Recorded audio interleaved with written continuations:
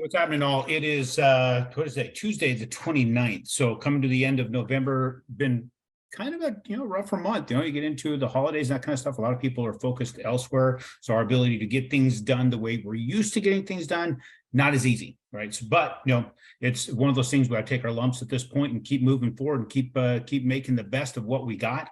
As like I talked about last time, sometimes the ass beating that you're taking is the ass beating that you need. So speaking of ass beatings, let me talk about some shit that we are all freaking frustrated with. And if you ain't frustrated with it, you're going to get frustrated with it soon. Look at this crap right here. All this transfer letters. I'm getting, I don't know how many mortgages getting transferred. I don't know this crap because I set up my auto pay. And not only do I don't know the transfer, they're sending a letter, this snail mail horse shit.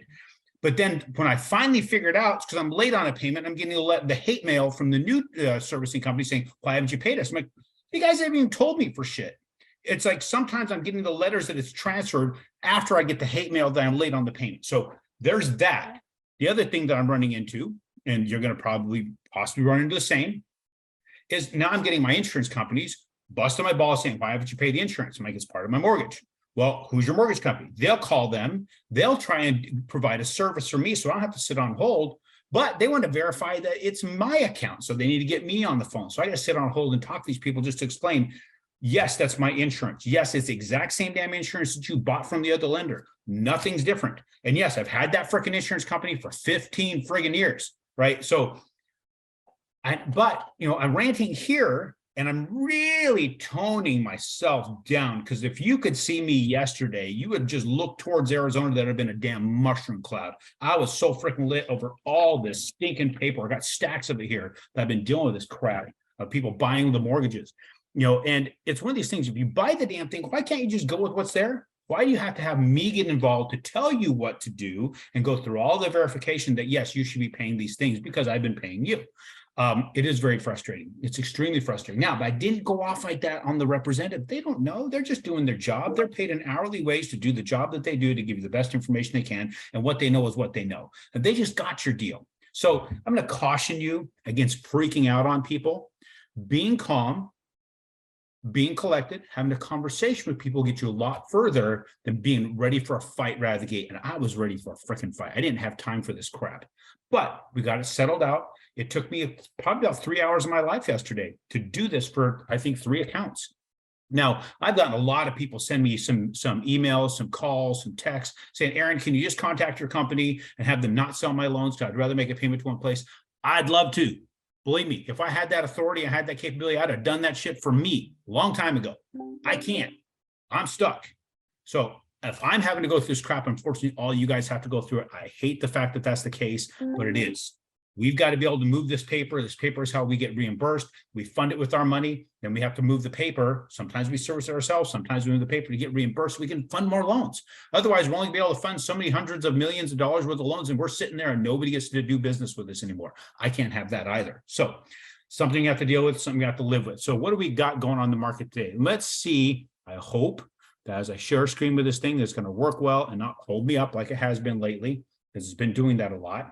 So we're going to take a look at the charts, and it looks like it's working. Yes, working awesome. So yesterday we had a pretty wild day. The Fed came out and was talking about raising the rates again, which we do know is going to happen. There's many people thinking they're going to taper. They're not. They're going to raise. And so that kind of freaked out the market about 40 basis points, but it came back. But look at this.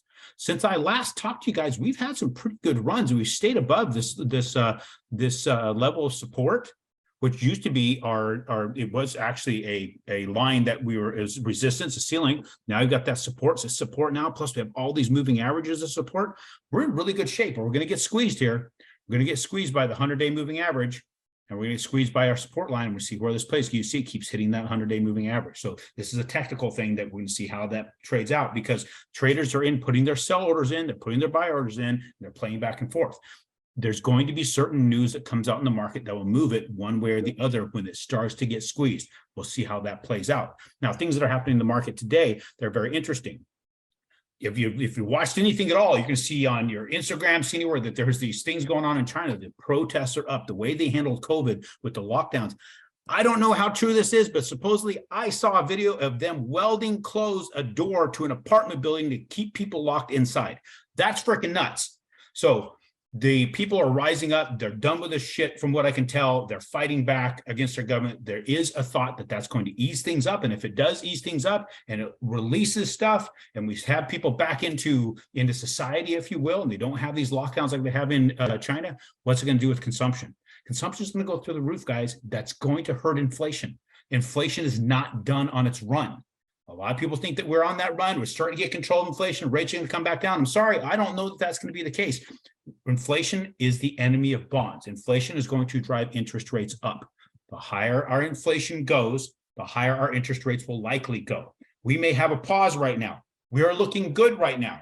Take advantage of it. Get yourself locked in. Take advantage of what we got now. Do not take those damn arms. It's going to come back and bite you in the ass because I have no idea where it's going to go. I don't know what's going to happen with the markets. You have too much happening globally for you to risk putting yourself in that, to put yourself in a bad position down the road. Take what you can get now because this may be the lowest we have for a while. I'm not 100% certain. I don't have a crystal ball. This is just 100%, not a guess. I wouldn't say it's a guess. I have 25 years experience doing this.